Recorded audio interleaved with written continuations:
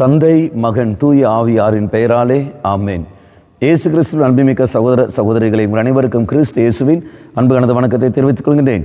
இன்று நற்செய்தி பாகமானது லூக்கா நற்செய்தி 3ஆம் அதிகாரம் 1 முதல் 6 வரையிலே திருவாக்கியங்கள். குறிப்பாக 6வது வாக்கியம், மனிதர் அனைவரும் கடவுள் அருளும் மீட்பை காண்பர். அன்பாங்களே, நீங்கள் நானும் தெய்வம் தங்களுடைய மீட்பை கண்டுகொள்வோம். எப்பொழுது? நாம் பிறர் அன்பை மையப்படுத்தி நாம் வாழ்கிற சமயத்தில், தெய்வீக காரியங்களில் நாம் ஈடுபட்டு நாம் செயல்படுகின்ற பொழுது நிச்சயமாக தெய்வத்தை நம்மளால் காண முடியும். தெய்வம் வேறு எங்கேல நம் மத்தியில் தான் இருக்கின்றார். இந்த திருவருகை காலமானது இயேசு பிறக்கின்றார். அவர் இயேசு பிறக்கிற சமயத்தில் ஏதோ ஒரு மாட்டுத் தொழுவத்தில் பிறந்து விட்டார் என்பது அர்த்தம் அல்ல. நம்முடைய உள்ளத்தில் அவர் பிறக்கின்றார்.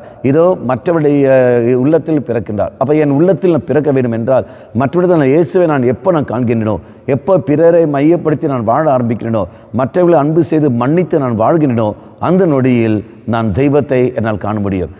நாம் வாசிக்கிறோம் பழைய ஏற்பாட்டில், அங்கு யாக்கோபு ஏசா, அங்கே யாக்கோபு என்ன செய்கின்றார்? ஏசா இடத்தில் மன்னிப்பு கேட்கின்றார். அப்போ மன்னிப்பு கேட்கிற சமயம் 33ஆம் அதிகாரம் 10ஆம் வாக்கியத்தில், அப்போ மன்னிப்பு கேட்கின்ற சமயத்தில் அவன் சொல்கிற வார்த்தை, ஏசாவை பார்த்து யாக்கோபு சொல்கிற வார்த்தை, நீ என்னை மன்னித்த காரணத்தினால் நான் உன்னை காண்கின்ற பொழுது தெய்வத்தை காண்கின்றேன், தெய்வத்துடைய முகத்தை நான் காண்கின்றேன். அப்படி என்றால் மற்ற நபரை நான் மன்னித்து நான் வாழ்கிற சமயத்தில், பிறர் அன்பை மையப்படுத்தி நான் வாழ்கின்ற பொழுது மற்றவரில் இயேசுவை நான் காண்பேன்.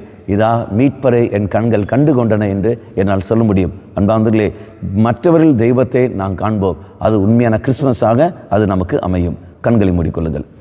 இயேசுவே,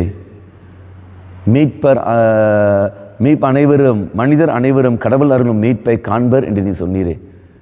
நீ எனக்கு தருகிற அந்த மீட்பை நான் சொந்தமாக்க வேண்டும் என்றால், மற்றவர்களில் நான் உன்னை காண வேண்டும்.